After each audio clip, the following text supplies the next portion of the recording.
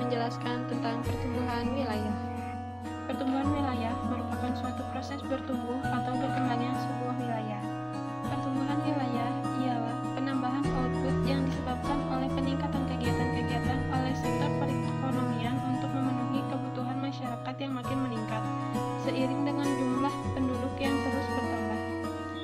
Pertumbuhan wilayah terbentuk dengan didahului oleh munculnya pusat-pusat pertumbuhan. Pusat-pusat pertumbuhan yang banyak dan merata memberikan kemudahan dalam proses pembangunan sebuah wilayah. Faktor penyebab pusat pertumbuhan. Beberapa faktor yang menyebabkan suatu tempat menjadi pusat pertumbuhan adalah sebagai berikut. Pertama, kondisi topografi wilayah. Kondisi topografi wilayah merupakan salah satu faktor penyebab berkembangnya suatu wilayah menjadi pusat pertumbuhan. 2. Sumber daya alam. Suatu wilayah yang memiliki sumber daya alam yang melimpah dan dapat dikelola dengan baik dapat menjadi pusat pertumbuhan. 3. Sarana dan prasarana. Sarana dan prasarana seperti jalan, jaringan telekomunikasi, jaringan listrik, pelabuhan laut, bandara, dan penyediaan bahan bakar memegang peranan penting dalam mendukung terbentuknya pusat-pusat pertumbuhan. Konsep-konsep yang mendasari pusat pertumbuhan.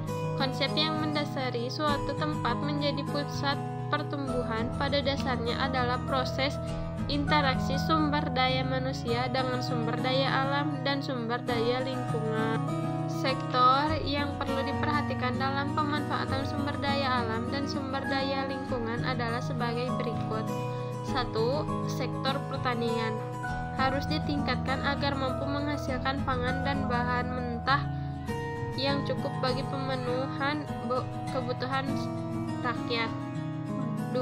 Sektor industri mencakup penataan dan pemantapan industri nasional yang mengarah pada penguatan, pendalaman, peningkatan, perluasan, dan persebaran industri ke seluruh wilayah Indonesia.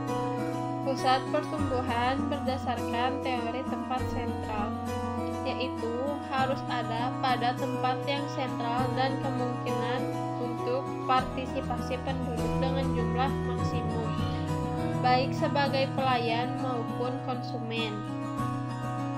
Kegunaan teori tempat yang sentral. Kegunaan teori tempat yang sentral dari Christaller adalah sebagai berikut. A. Untuk menganalisis pusat-pusat pelayanan dan kegiatan ekonomi yang sudah ada terhadap daerah sekitarnya. B.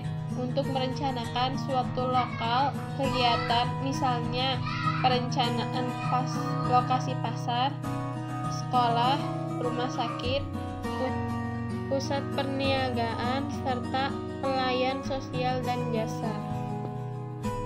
Teori kutub pertumbuhan. Teori kutub pertumbuhan sering pula dinamakan sebagai teori pusat-pusat pertumbuhan.